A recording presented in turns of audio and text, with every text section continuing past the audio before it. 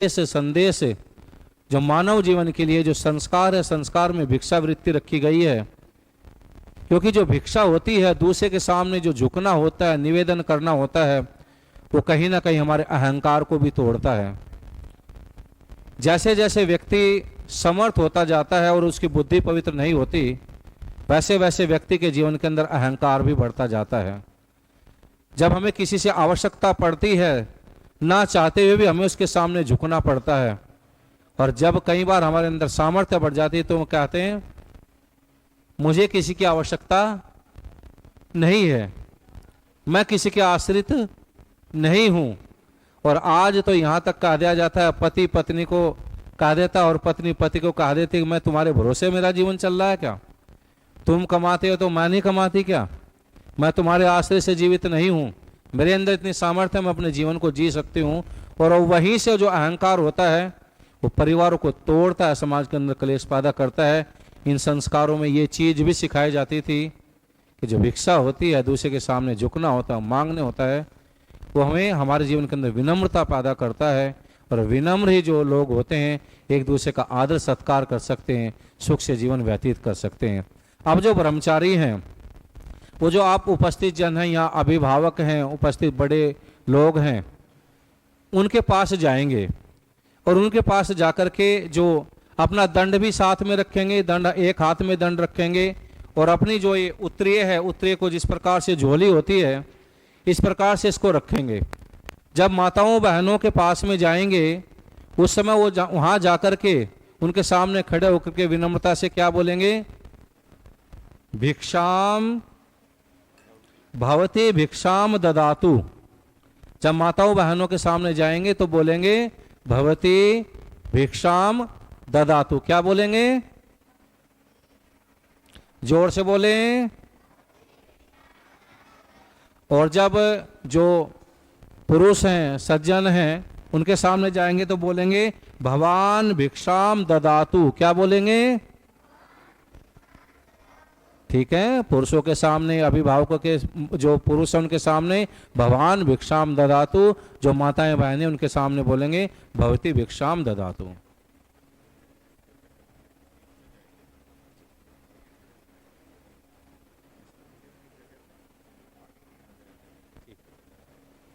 हाँ जी, जी हाँ। व्यवस्था के लिए आप जो लोग अपने स्थान पर बैठे हैं अपने वहीं बैठे रहेंगे। आप लोग चल करके देने के लिए आगे नहीं आएंगे, ब्रह्मचारी आपके पास जाएगा। दूसरी बात, बहुत सारे ब्रह्मचारी हैं, हो सकता है कि आप में से इतने सारे अलग अलग सब ब्रह्मचारियों के लिए जो भी आपके पास फल है, वस्त्र है या जो आप धन देंगे, इतना सब के लिए अलग अलग न हो। तो यदि ऐसी व्यवस्था किसी के पास नहीं है, वो प्रतीक रूप में भी एक ब्रह्मचारियों के ऊपर, मतलब सब ब्रह्मचारियों के निमित्त एक ही ब्रह्मचारी को दे सकता है। वो सब ब्रह्मचारियों के ही पास चला जाएगा, आचार्य के पास आएंगे तो सबके लिए होगा। ये मत सोचे कि एक को दे दिया हमने, कोई बड़ा नोट दे दिया और वो अकेला उसका भोग कर लेगा, ऐसा बिल्कुल नहीं है। ठीक, हाँ, ब्रह्मचारी जाएंगे तो सबके पास में, लेकिन ये आप दाताओं की सुलभता के लिए है। वो ऐसा न सोचे कि सबके लिए तो है नहीं इसलिए एक को भी न देवें, तो ऐसा नहीं करेंगे। जिसके जैसे सामर्थ्य है।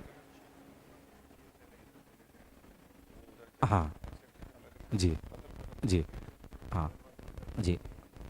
अब ब्रह्मचारी क्या करेंगे जाने के लिए? कुछ पहले इधर माताएं बहनें बैठी हुई हैं, कुछ इधर चले जाएंगे।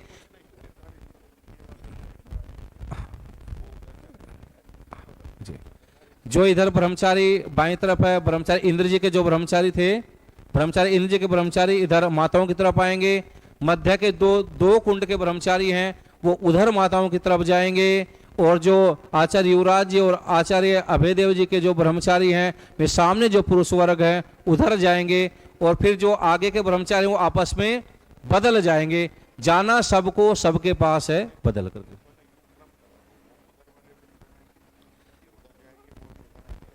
अच्छा हाँ, अब ध्यान देंगे, जो मध्य वाले ब्रह्मचारी हैं वो वहां से माताओं के सामने से भिक्षा लेकर के यहां आ जाएंगे, इधर माताओं के साथ में। ध्यान देंगे, सुनेंगे। मध्य वाले जो ब्रह्मचारी हैं माताओं के सामने घूम करके फिर इधर माताओं के सामने आ जाएंगे। और जो आचार्य इंद्र जी के ब्रह्मचारी हैं वो माताओं के सामने थे, वो उधर पुरुषों के पास चले जाएंगे। और जो उधर आचार्य अभय जी के और आचार्य युवराज जी के ब्रह्मचारी हैं वो पुरुषों से लेकर के वहां माताओं के पास चले जाएंगे और फिर इधर इधर माताओं के ऐसे चक्र में चलेंगे।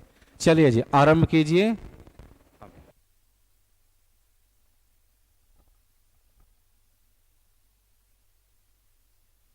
और साथ साथ बोलते भी जाना है, जिनके पास भी जाएंगे वहां जाकर के चुप खड़ा नहीं होना है।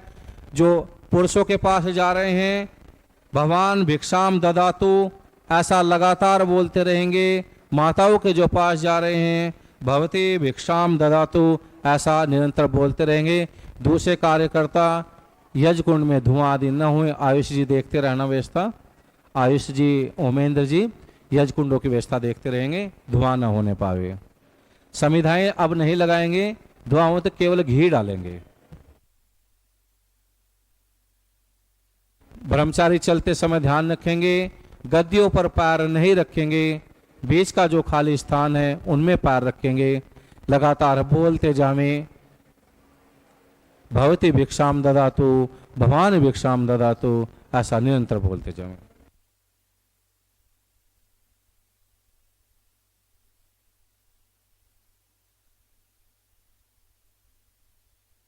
हाँ सब बोले, ब्रह्मचारी अवश्य बोले, जिसके सामने भी जाए वहां जाकर के बोले अवश्य।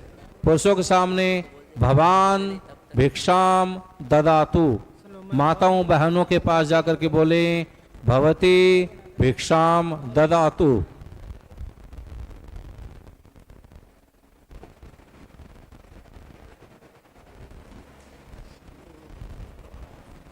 हाँ घूमते रहेंगे,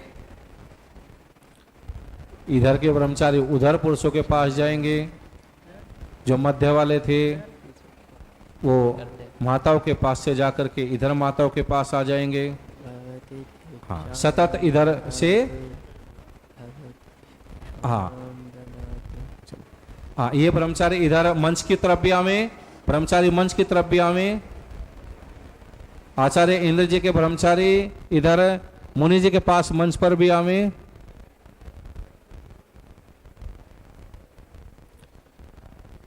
जो ब्रह्मचारी उधर दे चुके ले चुके वो इधर भी मंच की तरफ भी आते जाएंगे, सामने आएंगे, मुनि जी के सामने आएंगे।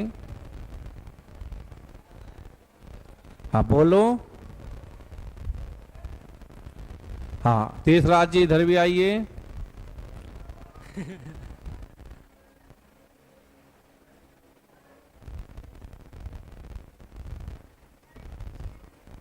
सामने आएंगे, बराबर में खड़े नहीं होंगे, जाकर के सामने आते जाएंगे ना। जिनसे भी भिक्षा ले रहे हैं बराबर में खड़े ना हों, सामने की तरफ आवें और अवश्य ही बोलेंगे भगवान भिक्षाम ददातु। पुरुषों को माताओं बहनों को भवती भिक्षाम ददातु। जो उधर से निवृत्त हो चुके होंगे इधर मंच की तरफ भी आते जाएंगे।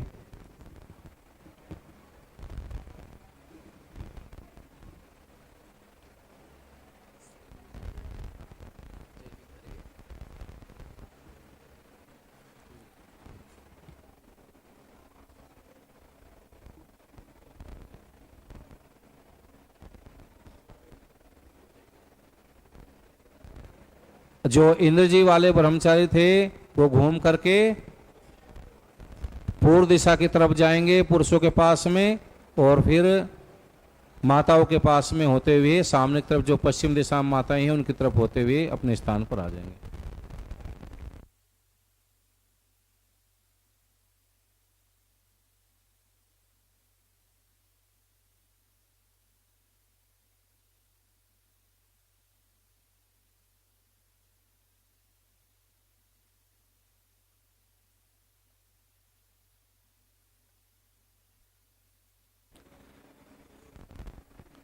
जो उधर से सामने की तरफ ही आएंगे, बराबर में कोई भी खड़ा नहीं होगा और बोलेंगे भी भगवान भिक्षाम ददातु।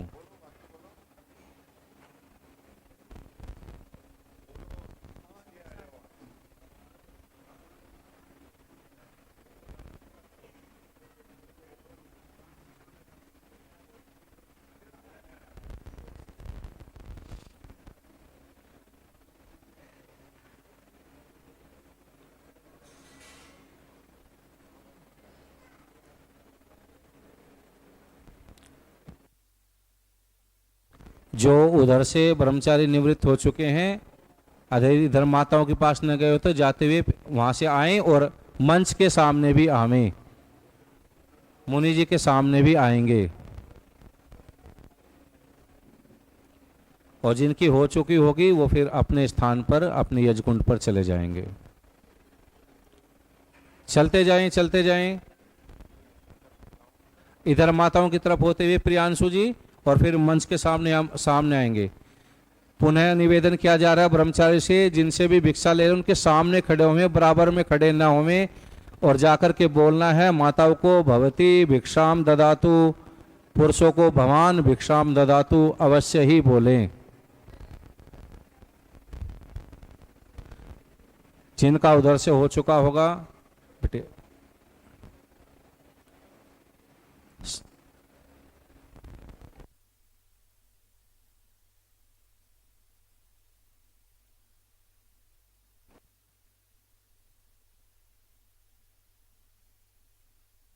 जिन ब्रह्मचारियों का भिक्षाचरण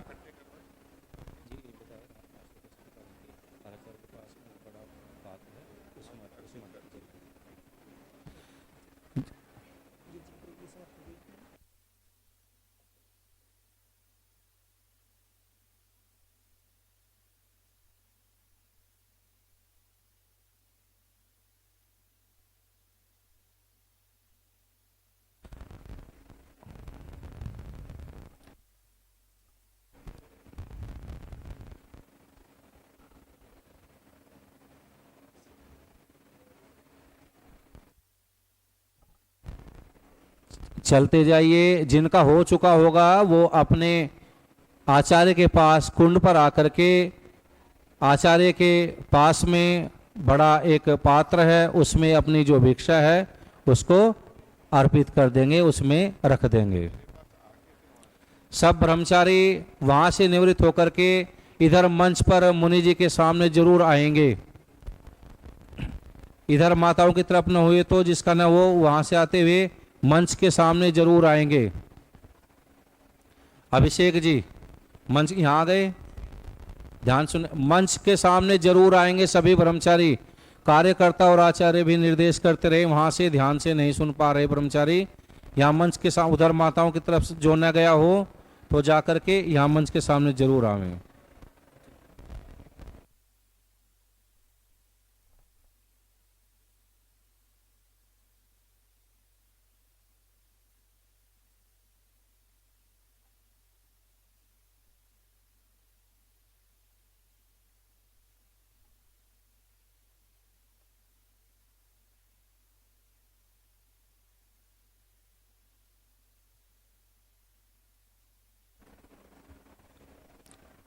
जिन ब्रह्मचारियों का उधर हो चुका होगा वो मंच के समक्ष, मंच के सामने अवश्य आवेंगे।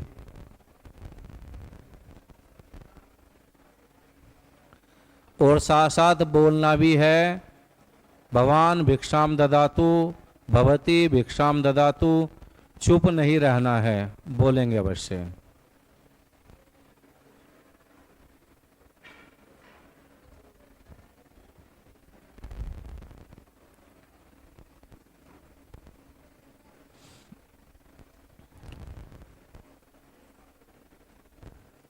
आकाश जी यजकुंड को जहाँ दो थोड़ा कपूर, संविधाएं नई नहीं, नई संविधाएं नहीं लगाएंगे ओमेंद्र जी, नई संविधाएं नहीं लगाएंगे।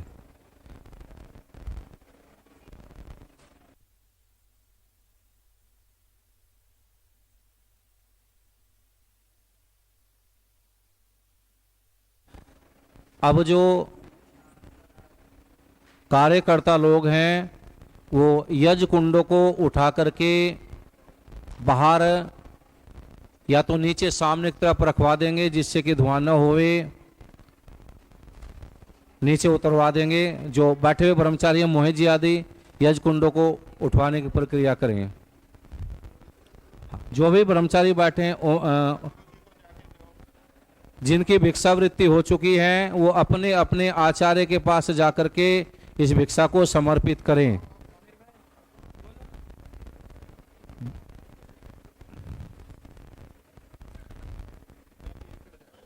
हाँ, उधर रखवा दो सामने तरफ। आर्योदय जी बेटे ये यजकुंड आदि रखाओ सब, इनको नीचे रखवाने हैं, बाहर निकलवाने हैं।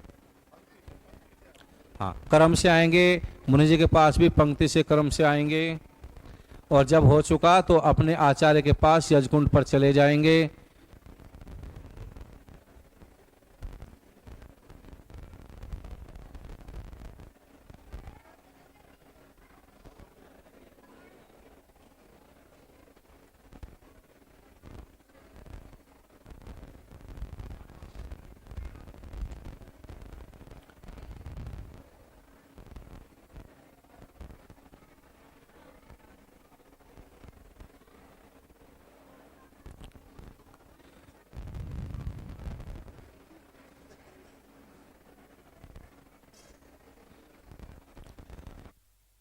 जिनका सब जगह से हो गया अपने,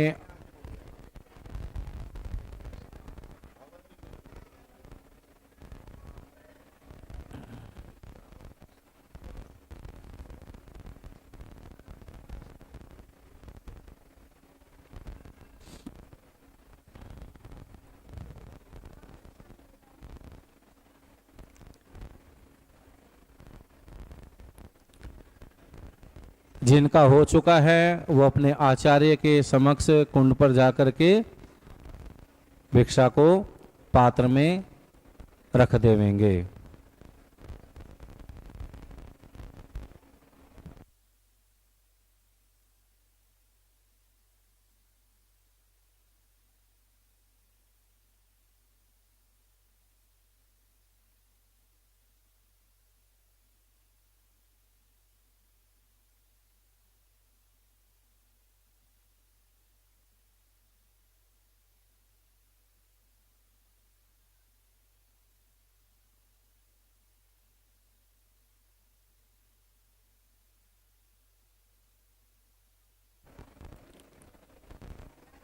जिनका हो चुका है वो अपने ब्रह्मचारी अपना दंड आदि रख करके अच्छी प्रकार से अपने यज कुंडों के पास ही जहाँ पहले बैठे हुए थे सब मंच की तरफ मुंह करके बैठ जाएंगे।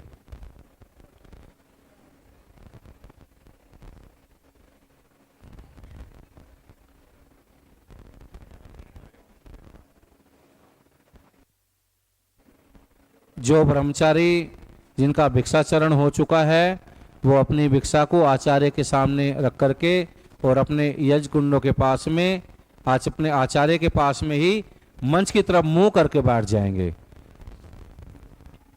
चलिए सब लोग आ जाइए, सब लोग अपना स्थान ग्रहण करें, सब लोग अपने स्थानों पर बैठ जावें। कार्यकर्ता भी ब्रह्मचारियों का सामान आदि व्यवस्थित कर देवें, दंड आदि रखा देवें, और सब जन भी अब मुख मंच की तरफ कर लेवेंगे। माताओं बहनों का भी हो गया हो तो वो भी आराम से अपने स्थान पर बैठ जाएंगे। हम सब लोगों का सौभाग्य है, ईश्वर की महती कृपा हमारे ऊपर है कि आज हम सब लोग इस उपनयन और वेदारंभ संस्कार के साक्षी बने, सबके भागीदार इसमें रही। इन ब्रह्मचारियों का संस्कार हुआ, आपने बहुत श्रद्धा के साथ में अपने इन ब्रह्मचारियों को अपनी स्थिति के अनुसार इनको सहयोग प्रदान किया, और ये जो संस्कारित होकर के ब्रह्मचारी निश्चित रूप से अपने जीवन को और अधिक उत्कृष्ट बनाएंगे। जो भी संस्कार होता है, संस्कारों के बाद में अंत में एक प्रक्रिया होती है, मंगलाचरण होता है, महावाम दिव्य गान। उस महावाम दिव्य गान के लिए मैं श्रद्धेय स्वामी श्रेष्ठपति जी से अनुरोध करता हूँ, कृपया वो मंच पर आवें और हम सब के लिए महावाम दिव्य गान रखें और हम सब लोग ध्यान पूर्वक उसका श्रवण करें। स्वामी जी से अनुरोध है, स्वामी जी मंच पर आ जावें।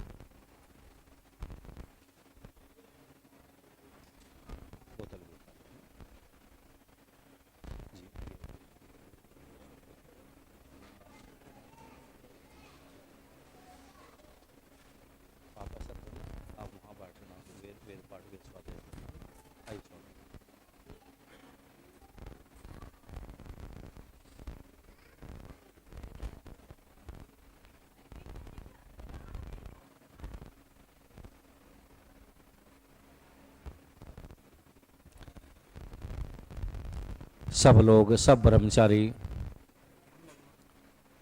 शांत होकर के बिल्कुल महावाम दिव्य गान जो है उसका श्रवण करेंगे, सुनेंगे अच्छी प्रकार से। उपस्थित जन भी आपस में बातचीत नहीं करेंगे।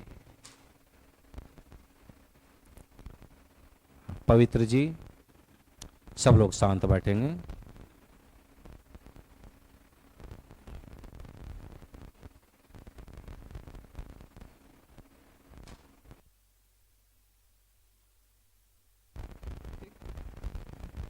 ओम। हम सभी मिलकर के एक बार ईश्वर का मुख्य नाम ओमकार का उच्चारण करेंगे।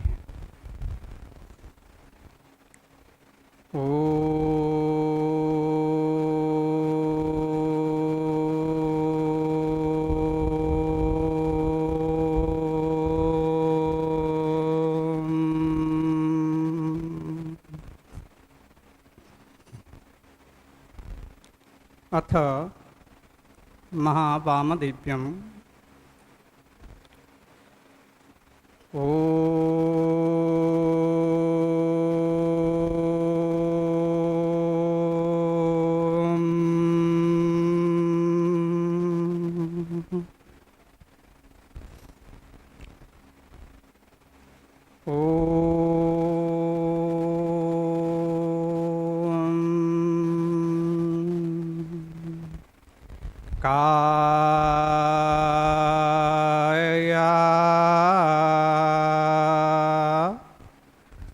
नश्चायित्रा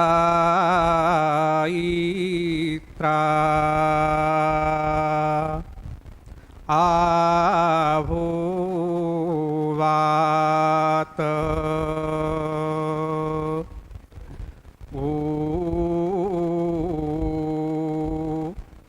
ऊती सदा वृधः सखा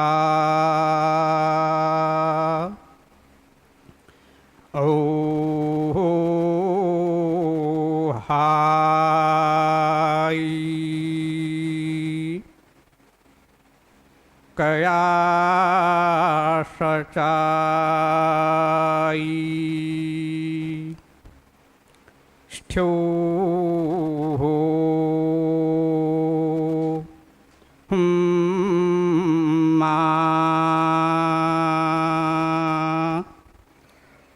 वार्तो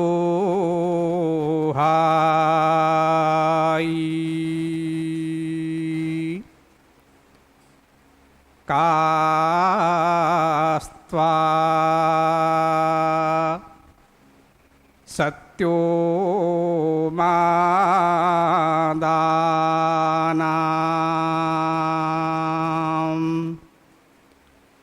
मा हिष्ठो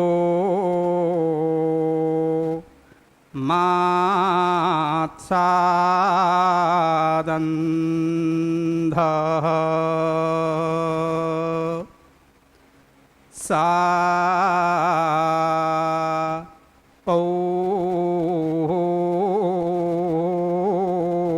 पौहाई दृढ़ाचिदा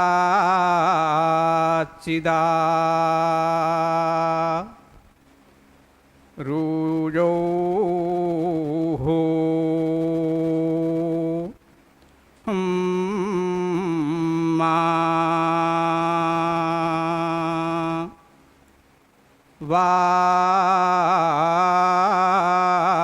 वासो हाई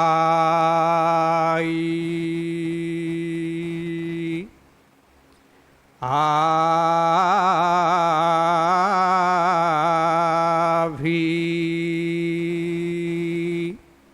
शुणा साखीनाम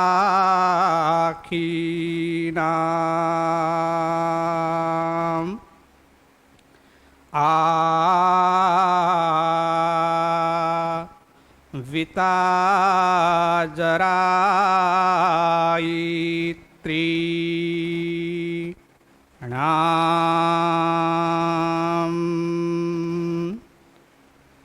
हाई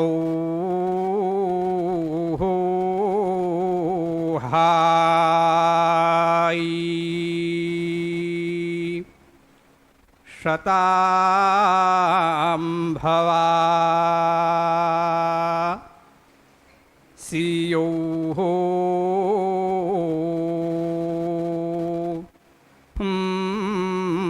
मा तायो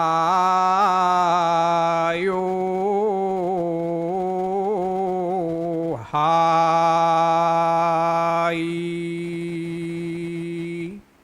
इति महावामदेव्यम गानम। श्रद्धेय स्वामी जी का बहुत बहुत धन्यवाद। अब एक क्रिया ब्रह्मचारियों की और आचार्य के साथ रहेगी। सब ब्रह्मचारी अपने आचार्य के सम्मुख जिस प्रकार से पहले बैठे हुए थे इसी प्रकार से बैठ जावें। जैसे पहले बैठे हुए थे आचार्य के सम्मुख इसी प्रकार से बैठ जावें।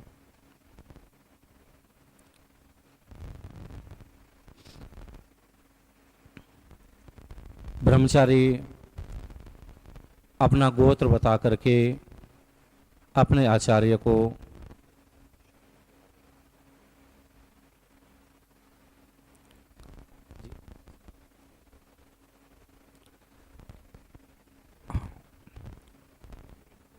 जी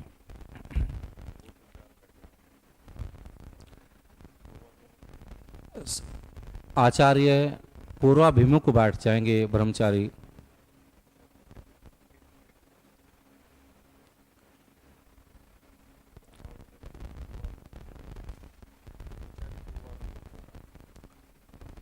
हाँ ठीक है बैठे। ब्रह्मचारी जो हैं पूर्व दिशा में मुख रहेगा ब्रह्मचारियों का और आचार्य का पश्चिम दिशा में।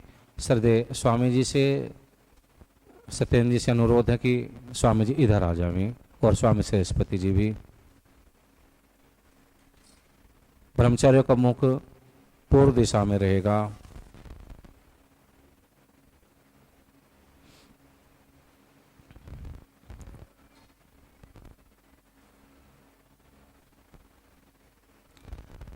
आप में से कितने ब्रह्मचारी ऐसे हैं जिनको अपना गोत्र पता है? हाथ खड़ा करें जिनको अपना गोत्र पता है।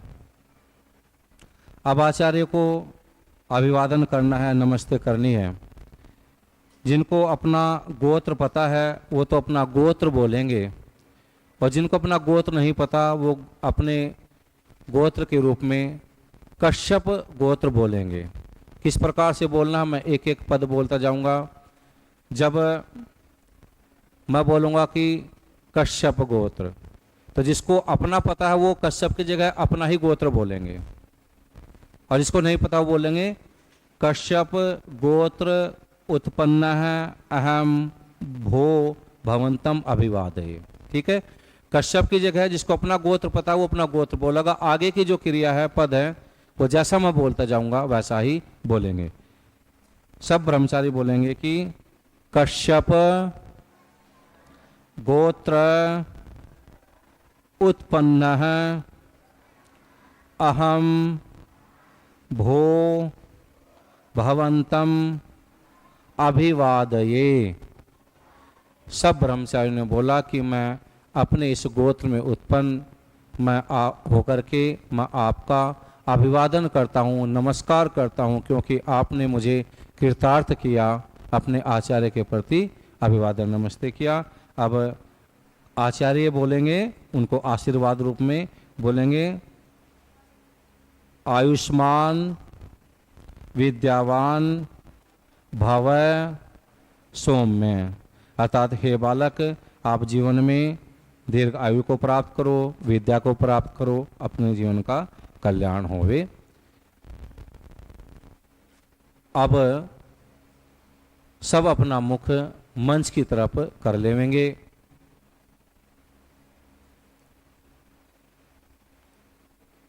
जो एक अद्भुत आश्चर्यजनक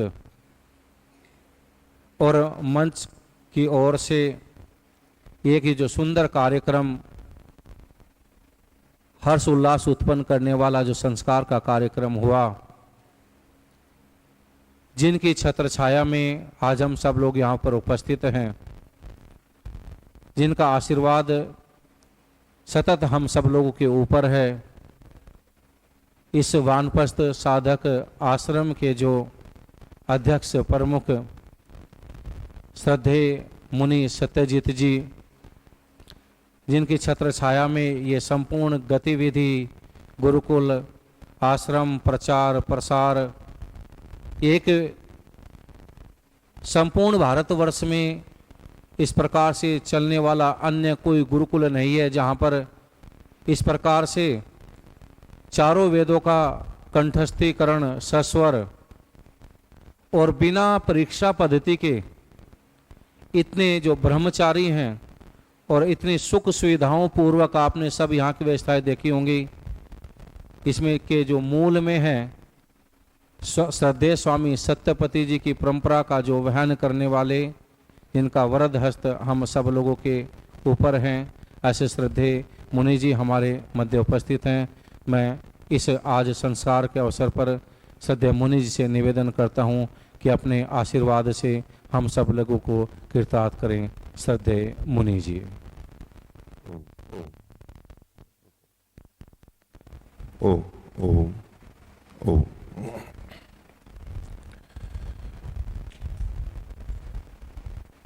अन्य सभी कार्यों से निवृत्त होके प्रभु के स्मरण के लिए सीधे बैठ के नेत्रों को कोमलता से बंद कर लीजिए।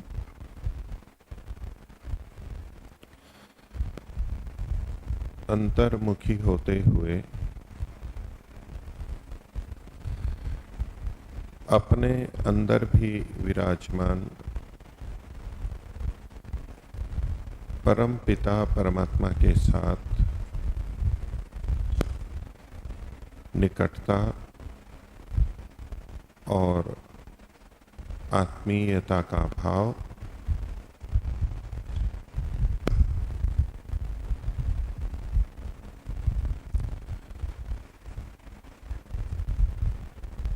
ज्ञान के प्रदाता गुरुओं के गुरु परम गुरु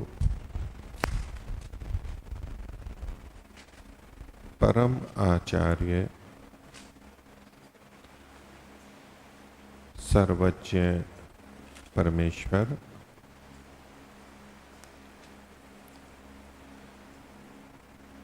तीन बार ओम का उच्चारण करेंगे। श्वास भरिए।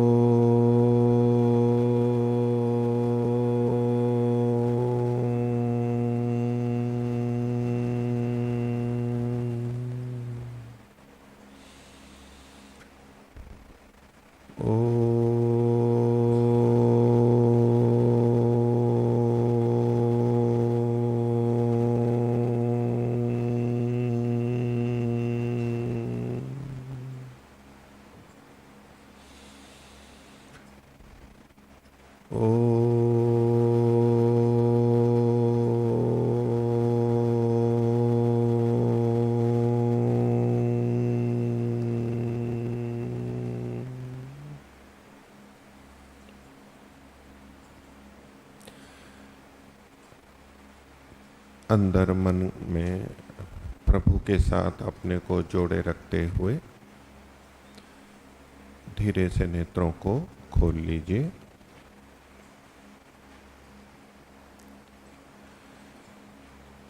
आज श्रावणी पर्व पर उपनयन और वेदारंभ संस्कार के सम्मानीय ब्रह्मा आचार्य करमवीर जी, ब्रह्मचारियों के साथ बैठने वाले समस्त आचार्यगण, सन्यासी वृंद, अन्य उपस्थित विद्वज्जन, वानप्रस्थीगण, बच्चों के माता पिता और अन्य पधारे हुए सभी महानुभावों और ब्रह्मचारियों, वैदिक परंपरा में वेद और ईश्वर से जुड़ना, वेद और ईश्वर से जुड़े रहना, ये सबसे महत्वपूर्ण माना जाता है। वैदिक परंपरा का व्यक्ति यदि वेद और ईश्वर से नहीं जुड़ता है तो वैदिक परंपरा में वो चल नहीं सकता, रह नहीं सकता। वो स्वाभिमान के साथ, आत्मविश्वास के साथ ये नहीं कह सकता कि मैं वैदिक धर्मी हूं।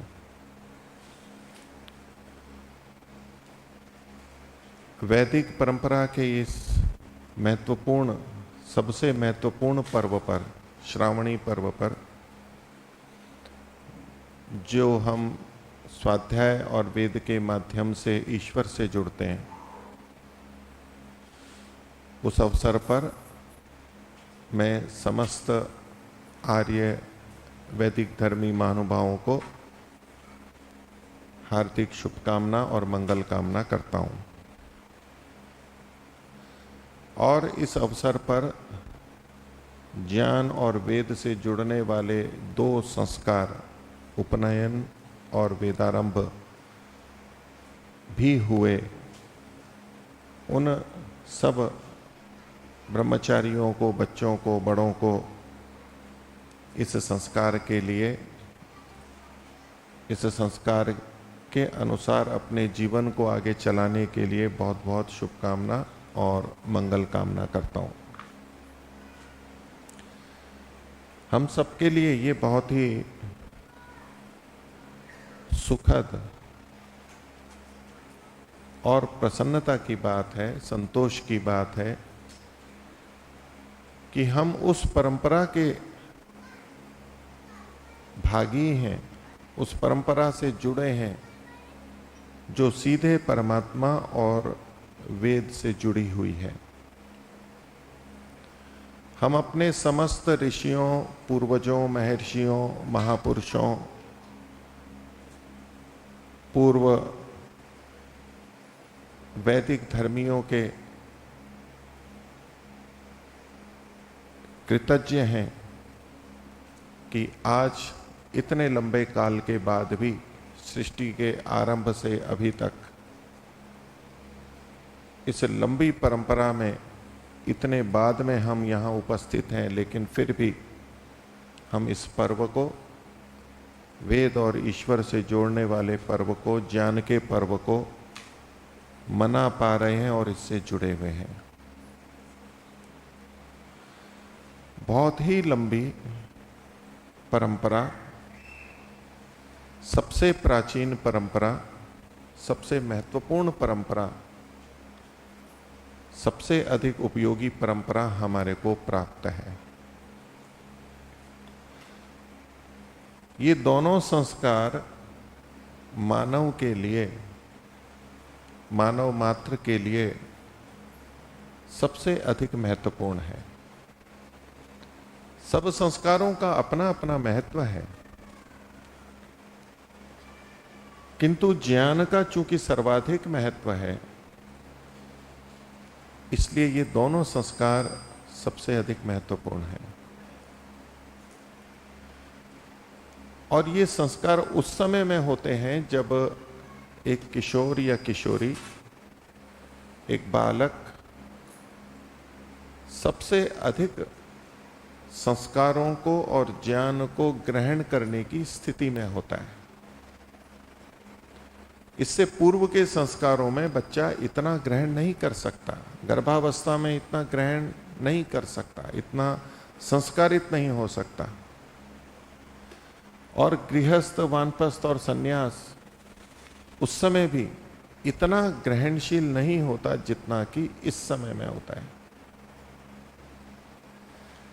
इसलिए मानव जीवन को परिवर्तित करने के लिए ये दो संस्कार अपने आप में महत्वपूर्ण होते हुए ये जिस समय में किए जाते हैं उसके कारण भी ये अत्यंत महत्वपूर्ण हो जाते हैं।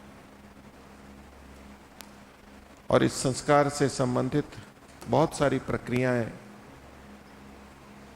हमने देखी, इन बच्चों ने की, आचार्यों ने उनसे करवाई। आचार्यों ने भी बहुत सारी क्रियाएं की। दिखने में ये संस्कार, दोनों संस्कार बालकों के हुए हैं, इन ब्रह्मचारियों के हुए हैं, किंतु ये संस्कार साथ में आचार्यों के भी होते हैं। और आचार्य को हर वर्ष जब जब नए ब्रह्मचारी आते हैं उनके साथ इसे पुनः पुनः करना होता है। आचार्य इसे करवाते तो हैं ही, लेकिन स्वयं भी इससे संस्कारित हो रहे होते हैं,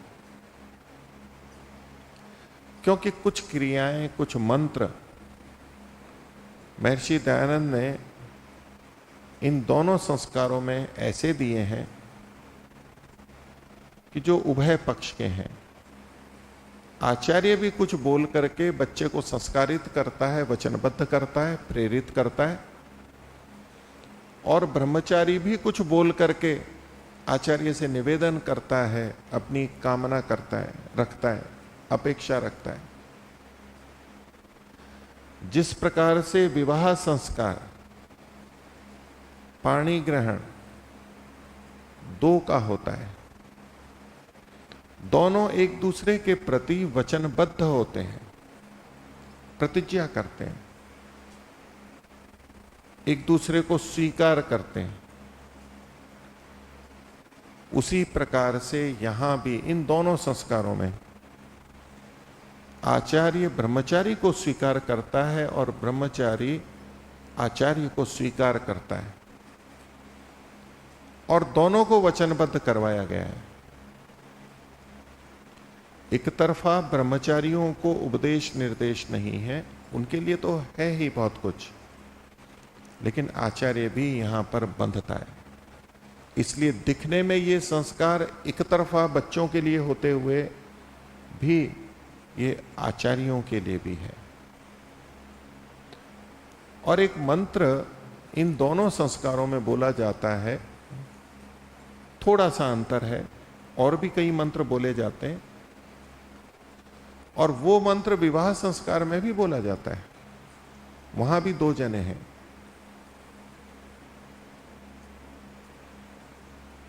और वो मंत्र पहले आचार्य के मुख से बुलवाया जाता है और फिर ब्रह्मचारी के मुख से भी बुलवाया जाता है।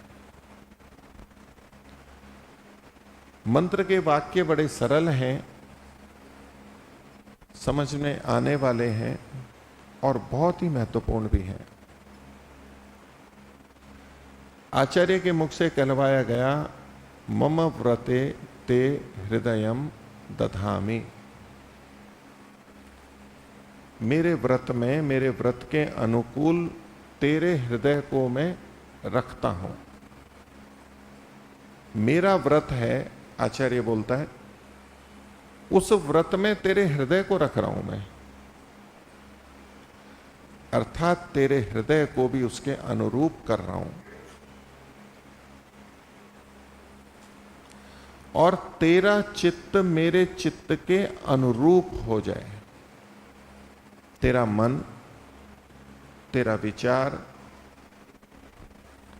मेरे चित्त के अनुरूप हो जाए।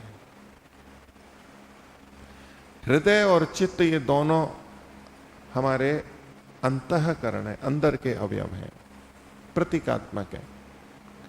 हृदय भावनाओं का, कामनाओं का प्रतीक है, और चित्त स्मृति का, विचार का, ज्ञान का प्रतीक है, वृत्तियों का प्रतीक है।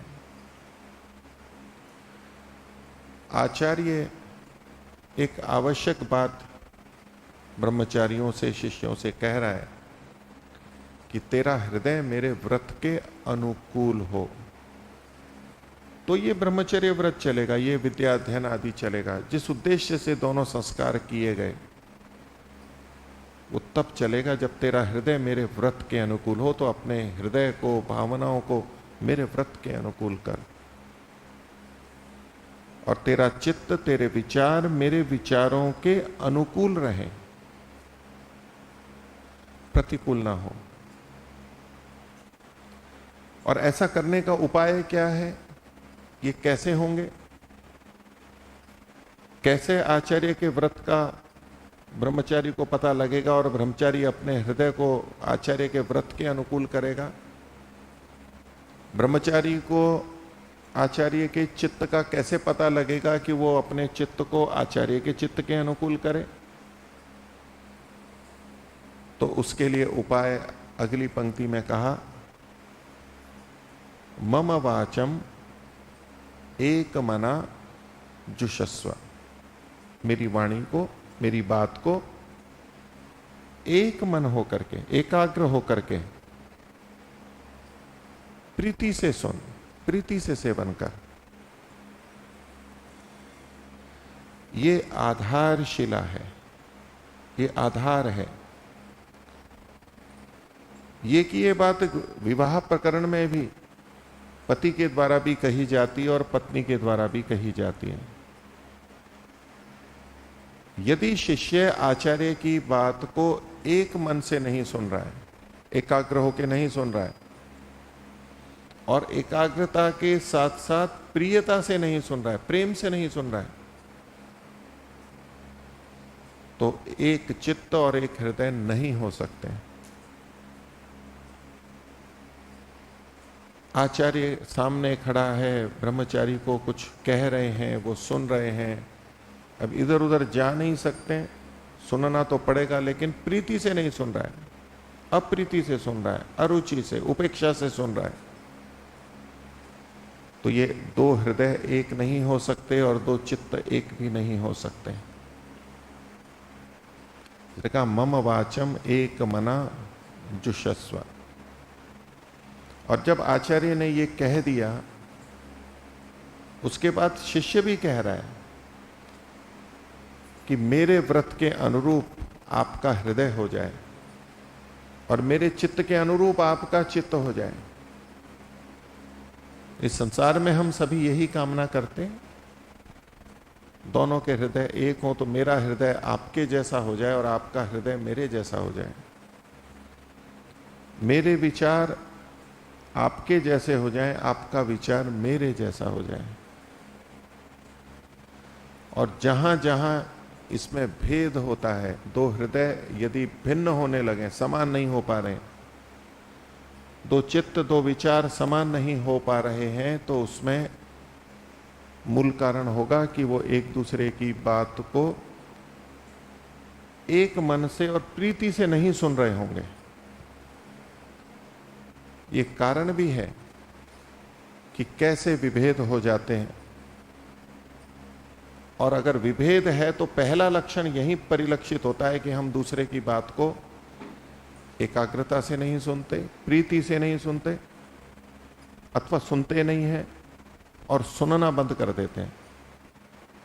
दूसरा सुनाना चाहता है, क्योंकि बिना सुनाए एक मन और एक हृदय हो नहीं सकते, लेकिन दूसरा सुनने को तैयार नहीं है। औपचारिकता में सुन रहा है तो ध्यान से नहीं सुन रहा है, प्रीति से नहीं सुन रहा है। अब प्रीति से कैसे सुना जाता है? अगर मधुर संगीत हो और कहें कि प्रीति से सुनो, कि वो बहुत अच्छा लग रहा है, कर्ण प्रिय है, तो हाँ, मैं भजन को, गीत को, संगीत को प्रियता से सुन रहा हूं, वो प्रियता भिन्न है। लेकिन यदि बोलने वाला जो सामने बोल रहा है उसके प्रति हमारे मन में प्रीति का भाव है, प्रियता का भाव है, अपने मन का भाव है, तो उसकी बात को हम प्रीति से सुनेंगे। भले ही उसका स्वर पतला हो, मोटा हो, कर्कश हो, तुतलाता हुआ हो, अस्पष्ट हो, लेकिन हम प्रीति से सुनते हैं उसको। जैसे छोटा बच्चा कुछ बोलना चाहे और माता पिता, उसके बड़े भाई और बहन कैसे प्रेम से सुनते हैं, होता है प्रीति से सुनना। समस्या की जड़ यहां से प्रारंभ होती है और समस्या का लक्षण भी यहीं पता लग जाता है कि यदि कोई हमारी बात को प्रीति से नहीं सुन रहा है तो इसका मतलब है कि हृदय और चित्त कम मिले हुए हैं। कोई एकाग्रता से नहीं सुन रहा है तो हृदय और चित्त और कम मिले हुए हैं। और वो लक्षण हमारे को व्यक्ति के चेहरे से, हाव भाव से और कार्यों से मिल जाते हैं। और यदि हम बुला रहे हैं कि आओ, सुनो, बैठो, और वो नहीं सुन रहा है, मना कर रहा है, नहीं सुननी, किसी और को सुनाओ, मुझे आपकी बात नहीं सुननी है, ये और गंभीर लक्षण है कि दो हृदय मिले हुए नहीं हैं और दो चित्त मिले हुए नहीं हैं। तो ये बात जहां आचार्य अपने शिष्यों से चाहता है, वैसे ही शिष्य भी अपने आचार्यों से चाहता है। और आचार्य ने तो कईयों को संस्कार कराए हैं और उनका भी अपना उपनयन और वेदारंभ हुआ ही है पहले, लेकिन फिर भी प्रतिवर्ष या जब जब ये संस्कार होता है, क्योंकि नए विद्यार्थी हैं, उन नए विद्यार्थियों के प्रति अपनी प्रतिबद्धता कि मैं तुम्हारी बात को ध्यान से सुनूंगा, मैं तुम्हारी बात को प्रियता से सुनूंगा, मैं तुम्हारी बात को एकाग्रता से सुनूंगा। ये सुनना और सुनाना दोनों ही आधारभूत हैं, क्योंकि यही हमें एक दूसरे के ज्ञान को, एक दूसरे के अंतःकरण को, भावनाओं को जानने या जनाने के माध्यम बनते हैं। ये सेतु बनते हैं, आधार बनते हैं, एक पुल है। ये पुल को अगर तोड़ दिया जाए तो हृदय और चित्त का मिलना या मिले रहना बहुत कठिन है। इसलिए इस संसार में, इस संस्कारों में, दोनों संस्कारों में ये मंत्र बोले गए। उपनयन में कहा मम वाचम एक मना जुषस्व, और वेदारंभ में मम वाचम एक व्रत, या ऐसा शब्द है वहां पर, एक व्रतेन जुषस्व। एक मन एक व्रत, एक ही बात है वहां पर। विवाह संस्कार में एक मना जुषस्व ये कहा गया। और इतना होते हुए भी अगर इतना हो जाए तो फिर तो एक रूपता ही रहेगी, कोई भेद हो सकता है क्या? नहीं हो सकता, ऐसा ही हमें प्रतीत होगा। लेकिन फिर भी मंत्र के चौथे चरण में कहा गया, आचार्य प्रार्थना करता है, बृहस्पतिस्त्वा नियुनक्तु मह्यम। बृहस्पति, ज्ञान का पति, वेद का पति, परमात्मा तुझे मेरे लिए नियुक्त करे। इतना होने पर भी परमात्मा से प्रार्थना की जा रही है कि हे परमात्मा, ये बच्चा आया है, ये ब्रह्मचारी आया है, आप कृपा करना इस पर, इसको मेरे से जोड़ के रखना, मेरे प्रति इसको नियुक्त करना, जोड़ देना। अर्थात इतना सब प्रयत्न करते हुए भी हम परमात्मा से प्रार्थना करते हैं और उसका सहयोग मांगते हैं, क्योंकि दो हृदयों का मिलना, दो चित्तों का मिलना बहुत कठिन होता है, प्रयत्न साध्य है और ईश्वर की कृपा की भी अपेक्षा रखता है। और बालक भी यही कहता है, वो कह रहा है कि मैं ऐसा करूंगा, बहुत सारे व्रत हैं, लेकिन फिर भी बृहस्पति परमात्मा से प्रार्थना करता है कि हे परमात्मा, आचार्य को आप मेरे लिए नियुक्त करो। और ये जो परंपरा है, ये वास्तव में परमात्मा ने ही आचार्यों को ब्रह्मचारियों के लिए नियुक्त किया है और ब्रह्मचारियों को आचार्यों के लिए नियुक्त किया है, और इसीलिए हम ये जुड़ करके सारा कार्य करते हैं। विवाह संस्कार में बृहस्पति की जगह प्रजापति शब्द का, कि प्रजापति वो भी वही परमात्मा है, लेकिन यहां ज्ञान का प्रसंग है इसलिए बृहस्पति शब्द है, और वहां पर प्रजा संतानोत्पत्ति का प्रसंग है तो प्रजापति के रूप में परमात्मा का स्मरण किया गया। तो ये संस्कार केवल ब्रह्मचारियों का नहीं है, केवल उन्हीं की प्रतिबद्धता का नहीं है, ये आचार्यों का भी प्रतिबद्धता का कथन है। और वो व्यक्त करते हैं कि हम आपके प्रति प्रतिबद्ध हैं, ऐसा ये संस्कार है। इस संस्कार से संस्कारित होकर के ये ब्रह्मचारी उन लक्ष्यों को प्राप्त कर सकें जो कि महर्षि ने संस्कार विधि में लिखे, और ये अपने जीवन को उन्नत कर सकें। इसके लिए जहां आचार्य प्रतिबद्ध होते हैं वहां वेदारंभ में भिक्षाटन का भी कार्य रखा गया है। ये सब प्रतीकात्मक है कि जिनसे भिक्षा मांगनी है, जो गृहस्थी हैं, जो समर्थ हैं, उनका भी इससे जुड़ाव है और उनका भी कर्तव्य बनता है कि वो बालकों के लिए यथा योग्य, यथा सामर्थ्य सहयोग प्रदान करें। और ब्रह्मचारियों को भी कहा जा रहा है कि आप ये उनसे ग्रहण करने के अधिकारी हो, आप मांग सकते हो, आप भिक्षा मांग सकते हो। प्रथम दृष्टिया भिक्षा मांगना अल्पता का द्योतक है, छोटेपन का द्योतक है, और बहुतों को अच्छा नहीं लगता कि दूसरों के सामने हम ऐसे हाथ फैलाएं कि कुछ दे दो हमारे को। भिक्षा मांगना अवमानना लगता है, अपमान लगता है। लेकिन ब्रह्मचारियों को भिक्षा मांगनी है, विनम्र होना है, आवश्यकता है, और उनको भिक्षा मांगने का अधिकार भी दिया गया है। अर्थात वो इस काल में स्वयं धनार्जन नहीं करेंगे, नहीं करना चाहिए उनको। ये वैदिक परंपरा है। बहुत बाल्यावस्था में तो सभी जगह माता पिता को करना होता है, लेकिन हमारी भारतीय परंपरा जो कि वैदिक परंपरा से प्रभावित है इन देशों की, बड़ी आयु तक भी माता पिता या समाज उनकी शिक्षा की व्यवस्था करता है, खाने पीने की व्यवस्था करता है। विदेशों में इतना लंबा नहीं होता है। बहुत सारे देशों में बच्चा 14-15 साल का हो गया, अब उसको अपनी शिक्षा का खर्च स्वयं उठाना होता है। स्वयं काम करते हैं, स्वयं सेवा करते हैं, चाहे चौकीदारी करें, चाहे कप प्लेट धोएं, झाड़ू लगाएं, कुछ ना कुछ काम करते हैं कुछ घंटे।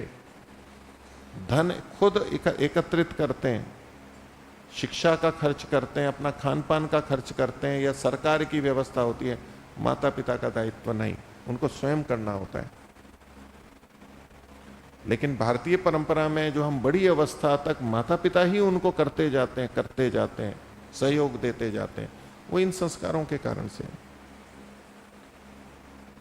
ये ठीक है, बच्चे को आगे करना है, लेकिन अभी उसे पूर्ण रीति से अपने अध्ययन विद्या की वृद्धि के लिए, शारीरिक बल वृद्धि के लिए, बौद्धिक बल वृद्धि के लिए, सामर्थ्य को बढ़ा करने के लिए प्रयत्न करना है। और पूरा समाज भी इसी तरह से उनको सहयोग प्रदान करता है। तो मैं इस संस्कार के अवसर पर समस्त ब्रह्मचारियों को जिनके संस्कार हुए हैं बहुत बहुत शुभकामना और मंगल कामना, आशीर्वाद प्रदान करता हूँ। उन्होंने गुरुकुल में प्रवेश लिया और अध्ययन करेंगे, तपस्या करेंगे, और लंबे काल तक इस संस्कार के अनुसार अपने जीवन को व्यतीत करेंगे। और यहाँ उपस्थित समस्त सन्यासी वृंद, वानप्रस्थीगण और माता पिता, अभिभावक इसी कामना से आपको प्रेरित करना चाहते हैं, और इसी कामना को आप जब पूरा करेंगे तो वो हर्षित होना चाहते हैं। उनको कामना है मन में कि बच्चे एक दिन आप सब अच्छे विद्वान बन के निकलेंगे, अच्छे योग्य बन के निकलेंगे, संस्कारी, उत्तम, श्रेष्ठ आर्य बन करके निकलेंगे। यही कामना भावना इन सबके मन के अंदर उमड़ रही होगी, और यही आशीर्वाद ये आप सबको दे रहे होंगे। मैं इस अवसर पर सभी माता पिताओं को जिन्होंने अपने बच्चे यहाँ पर पढ़ने के लिए दिए हैं, भेजे हैं, बहुत बहुत साधुवाद और धन्यवाद करता हूँ। वो बहुत प्रशंसा के योग्य हैं। वो अपना बड़ा महत्वपूर्ण कर्तव्य निर्वहन कर रहे हैं। इस वैदिक परंपरा की इस काल में चल रही श्रृंखला में अपना योगदान दे रहे हैं। ये परंपरा आगे चलती रहे।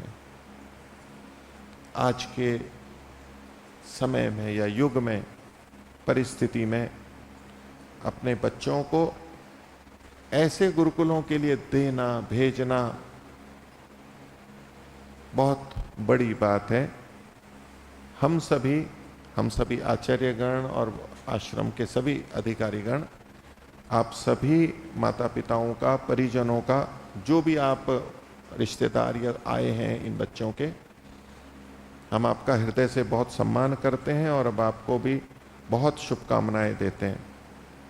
प्रभु आपके मन में ये शुभकामनाएं, पवित्र भावनाएं बना करके रखें।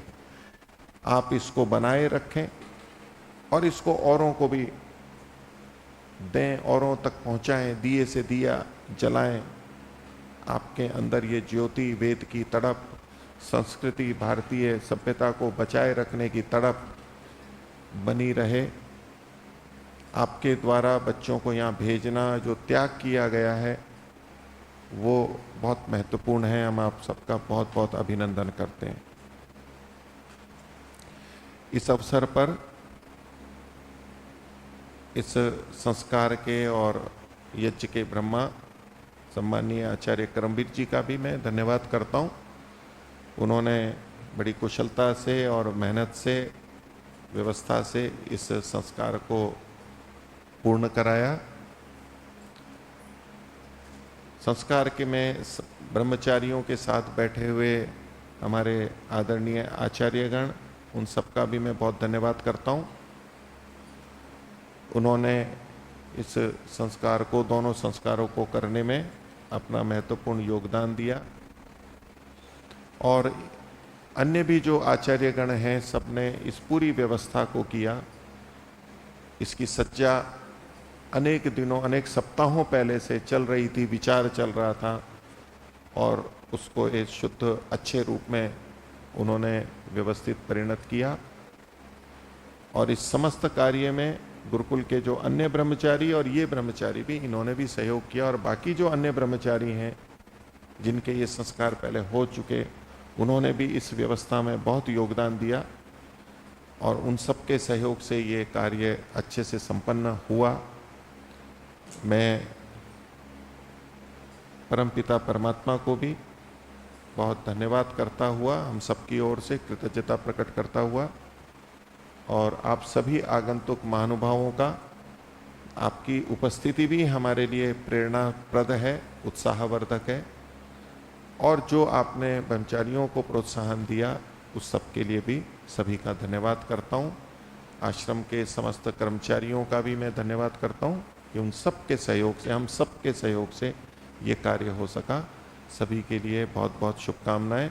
श्रावणी पर्व की प्रेरणा हम सबके मन में रहे। वेदों से जुड़ाव, वेद का स्वाध्याय, वेद के लिए कार्य करना, वेद की रक्षा के लिए कार्य करना, वेद की रक्षा के लिए त्याग करना, वेद की रक्षा के लिए प्राण छोड़ने हो तो वो न्यौछावर करना, ये सदा ही सदा अपने लिए और दूसरों के लिए पुण्यप्रद है। हम सबके अंदर ये भावना बनी रहे। वेद की रक्षा ही सर्वोपरि रक्षा है। वेद की रक्षा में ही सबसे बड़ा पुण्य है, सबसे अधिक पुण्य है।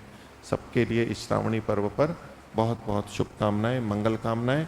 और जो भी इस कार्यक्रम को देख रहे हैं, देखेंगे आगे, उन सब के लिए भी श्रावणी पर्व की बहुत बहुत शुभकामनाएं। ओम नमस्ते जी।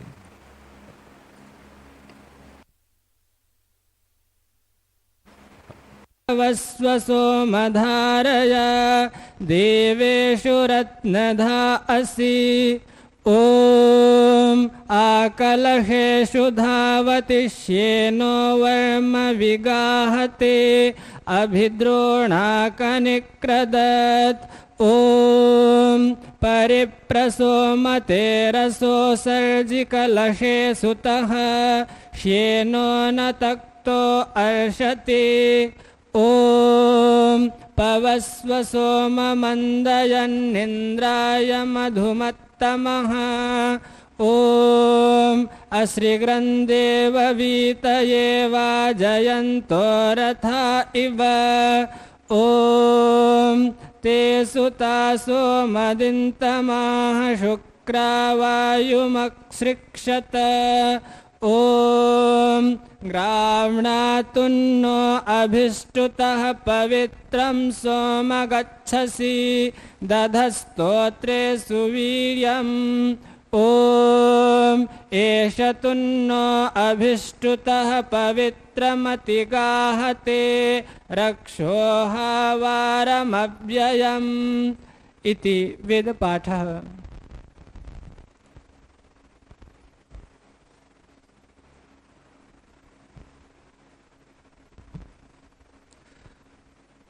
अथ वेदस्वाध्यायः पृष्ठ संख्या 189। अद्य यजुर्वेदस्य चतुर्विंशाध्यायस्य अष्टममन्त्रस्य महर्षि दयानंद सरस्वती कृत वेदभाष्यस्य स्वाध्यायो भविष्यति। प्रारप्स्यमानमन्त्रस्य एता ऐन्द्राग्ना द्विरूपा इत्येतानि प्रथमानि पदानि सन्ति। अब वेद स्वाध्याय होगा पृष्ठ संख्या 189। आज यजुर्वेद के 24वें अध्याय के 8वें मंत्र का महर्षि दयानंद सरस्वती कृत वेद भाष्य का स्वाध्याय किया जाएगा। प्रारंभ किए जाने वाले मंत्र के एता ऐन्द्राग्ना द्विरूपा ये प्रारंभिक पद हैं।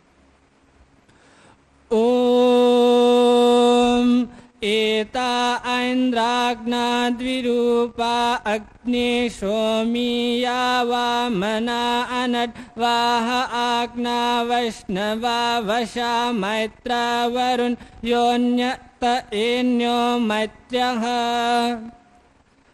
अस्य मंत्रस्य प्रजापति ऋषिः इंद्राग्न्यादयो देवताः स्वराट् बृहति छन्दः मध्यमः स्वरः पुनस्तमेव विषयम आह। फिर उसी विषय को इस मंत्र में कहते हैं। पदार्थः संस्कृत भाषायाम एताः पूर्वोक्ताः ऐन्द्राग्नाः वायु विद्युत संगिनः द्विरूपाः द्वे रूपे यासां ताः अग्निशोमीयाः सोमाग्निदेवताकाः वामनाः वक्रावयवाः अनट्वाः वृषभाः अग्नावैष्णवाः अग्निवायुदेवताकाः वशाः वन्ध्यागावः मैत्रावरुण्यः प्राणादानदेवताकाः अन्यत एन्यः या अन्यतो यन्ति प्राप्नुवन्ति ताः मैत्र्यः मित्रस्य प्रिये वर्तमानाः। पदार्थ आर्य भाषा में हे मनुष्यो तुमको एताः ये पूर्वोक्त द्विरूपाः द्विरूप पशु अर्थात जिनके दो दो रूप हैं वे ऐन्द्राग्नाः वायु और बिजुली के संगी जो वामनाः टेढ़े अंगों वाले व नाटे और अनटवाह बैल हैं वे अग्निशोमीयाः सोम और अग्नि देवता वाले तथा अग्ना वैष्णवाः अग्नि और वायु देवता वाले जो वशाह वंध्या गौ हैं वे मैत्रावरुण्यः प्राण और उदान देवता वाली और जो अन्यत एन्यः कहीं से प्राप्त हों वे मैत्र्यः मित्र के प्रिय व्यवहार में जाननी चाहिए। भावार्थः संस्कृत भाषायां ये मनुष्या वायवज्ञादि गुणान् पशून् पालयन्ति ते सर्वोपकारका भवन्ति। भावार्थ आर्य भाषा में जो मनुष्य वायु और अग्नि आदि गुणों वाले गौ आदि पशु हैं उनकी पालना करते हैं वे सबका उपकार करने वाले होते हैं। इति वेद स्वाध्यायः। ब्रह्मचारी सुभाष जी का बहुत बहुत धन्यवाद। अब इस संस्कार की अंतिम क्रिया इन नवदीक्षित ब्रह्मचारियों को आशीर्वाद आप सब लोगों की ओर से प्रदान किया जाएगा।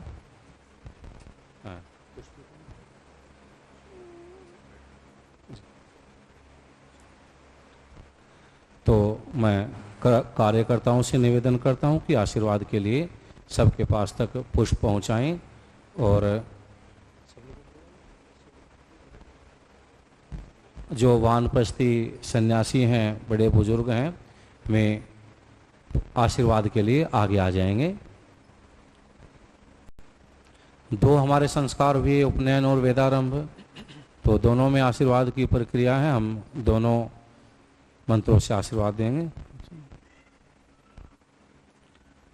सब आचार्य गुणों को दे देंगे। जो सन्यासी वानप्रस्थी पीछे भी हैं, बड़े जो लोग हैं, वो भी ब्रह्मचारियों के पास आ जाएंगे। माताओं बहनों की तरफ से भी जो बड़ी बुजुर्ग हैं, वे आ जाएं। और सब ब्रह्मचारी अंदर की तरफ मुंह कर लें चाहिए। हाँ, कुछ लोग उधर दे दीजिए पुष्प, दोनों तरफ दे दीजिए।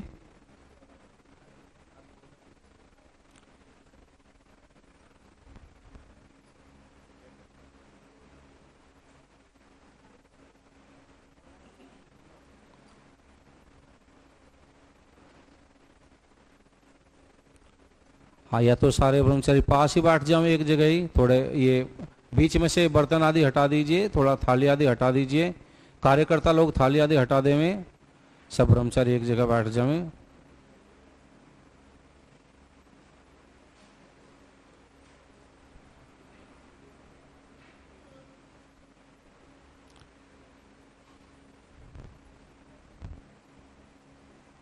चलो, जिनको पुष्प मिल गए हैं वो पुष्पों से देंगे। जिनको यदि किसी के पास ना हो तो वो हाथ खड़ा करके ही बच्चों की तरफ को अपना वरदहस्त रखते हुए उनको आशीर्वाद देंगे। एक बार मैं बोलता हूँ, पीछे से आप बोलेंगे। बोले हाँ, जिनका उपनयन हुआ है कृपया वो भी बैठ जाएं, उनको भी आशीर्वाद। जिनका उपनयन हुआ है, वेदारंभ नहीं हुआ है, तो जिनका उपनयन है वो भी बैठ जाएं। एक बार मैं बोलता हूं, आप बोलेंगे ओम त्वम जीव शरदः शतम वर्धमानः आयुष्मान तेजस्वी वर्चस्वी भूयाः। हे बालक, त्वम ईश्वर कृपया विद्वान शरीर आत्मबल युक्त है, कुशली वीर्यवान अरोग है, सर्वा विद्या अधीत्य अस्मान दिदृक्षु सन आगम्याः। हे बालक, आप ईश्वर भक्त, गो भक्त, राष्ट्र भक्त, पितृभक्त बनो। हे बालक, आप अपने जीवन में दीर्घ आयुष्य विद्वान तेजस्वी ईश्वर भक्त बनो। ओम स्वस्ति स्वस्ति स्वस्ति। ओम स्वस्ति न इंद्रो वृद्धश्रवाः स्वस्ति नः पूषा विश्ववेदाः स्वस्ति नस्तार्क्ष्यो अरिष्टनेमिः स्वस्ति नो बृहस्पतिर्दधातु। हम सभी लोगों ने इन बालकों के लिए, इन विद्यार्थियों के, ब्रह्मचारियों की प्रार्थना की। ईश्वर आपको उत्तम जीवन, आपको उत्तम स्वास्थ्य प्रदान करे, ऐसे भगवान से प्रार्थना। अब सब लोग अपना स्थान ग्रहण करेंगे। उसके बाद शांति पाठ, शांति पाठ के बाद हाँ, सब लोग अपने स्थानों पर बैठ जाएं।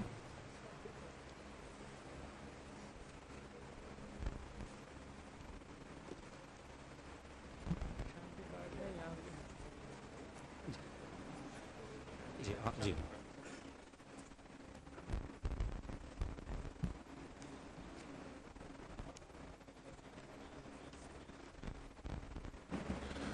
ओ आप सभी के लिए कुछ सूचनाएं हैं। एक तो गुरुकुल के ब्रह्मचारियों के लिए आज अन्य कक्षाएं नहीं होंगी। भोजन आदि के बाद जिनको मिलने आदि की जैसी भी व्यवस्था है वो, और कार्य को समेटना, जो कार्य अभी हुआ है उस सबको कर लेंगे। बच्चों के जो माता पिता आए हैं या परिजन आए हैं, उनके लिए सूचना है कि गुरुकुल में प्रत्येक विद्यार्थी का विवरण हमारे पास ठीक से आए, उसके लिए एक प्रार्थना पत्र जैसा बनाया है, जो कि आपको आपके मोबाइल पर प्राप्त होगा, संदेश प्राप्त होगा। उसको आप दबाएंगे तो वो खुल जाएगा और उसमें जो जो चीज़ें लिखी हैं वो आप भर देंगे। हाँ ना का उसमें टिक करना होता है, स्वीकार का, और कुछ आपका आधार कार्ड आदि भी उसमें डालना होता है। वो आप किसी जानकार से करवा सकते हैं या ई मित्र से करवा सकते हैं। तो उस सब का विवरण आप भर के और यहाँ पर जमा करा देंगे, वहीं ऑनलाइन जमा होगा, जिससे सब विद्यार्थियों का और आपका जो विवरण है वो हमारे पास एक साथ उपलब्ध होगा, जिससे कि अच्छे से व्यवस्था हो सकेगी और जानकारी का सदुपयोग हो सकेगा। और उसमें कुछ आपके हस्ताक्षर भी हैं, वो जब आप यहाँ अगली बार आएंगे तब हम उसको करवा लेंगे। तो आपके पास संदेश भेजा जाएगा अध्यापकों के व्हाट्सएप समूह में, और जिनके पास न पहुँचे तो वो पूछ लें, और जो स्वयं न भर सकें तो अन्यों की सहायता से उसको भरवा लेंगे। जो अभिभावक हैं, माता पिता, उनको ये भरना है, उनकी ओर से कुछ वचनबद्धता है, भरना है। उस प्रक्रिया को आप लोग कर लेंगे। और अगर उसमें किसी को कोई समस्या आ रही है तो आचार्य कश्यप जी या आचार्य अभयदेव जी से पूछ लेंगे, तो वो आपको सहायता कर देंगे, बता देंगे। तो अब शांति पाठ। हाँ, संस्कार विधि की भी कक्षा आज नहीं होगी। आज पहले सूचना है होने की नहीं, तो आज आपने ये कार्यक्रम में भाग लिया है, इसको भी देखिए, पढ़िए। तो आज यदि रात्रि में हुई तो हम आपको सूचित कर देंगे, रात्रि में कुछ प्रश्नोत्तर शंका समाधान का हुआ, नहीं तो आज शिविर की कक्षाएं भी आज विरत रहेंगी, समाप्त रहेंगी, न होंगी। शांति पाठ। शांति पाठ है। ओम द्यौः शान्तिरन्तरिक्षं शान्तिः पृथिवी शान्तिरापः शान्तिरोषधयः शान्तिः वनस्पतयः शान्तिर्विश्वे देवा शान्तिर्ब्रह्म शान्तिः सर्वं शान्तिः शान्तिरेव शान्तिः सामा शान्तिरेधि। ओम शान्ति शान्ति शान्तिः। सर्वेभ्यो नमः। सभी को सादर नमस्ते जी। ओम। अब विद्यार्थी अपने आचार्यों को अभिवादन आदि करते हुए वहाँ से और फिर इधर से करते हुए भोजनशाला में पहुँचेंगे। आप सब लोग भी भोजन के लिए भोजनशाला में, और यदि ऐसा लगे कि थोड़े बैठने आदि का स्थान कम पड़े तो थोड़ा जो समर्थ लोग हैं वो रुक जाएंगे, बांटने में भी आप लोग सहायता करा देंगे। धन्यवाद। सब लोग प्रस्थान करें। ओम।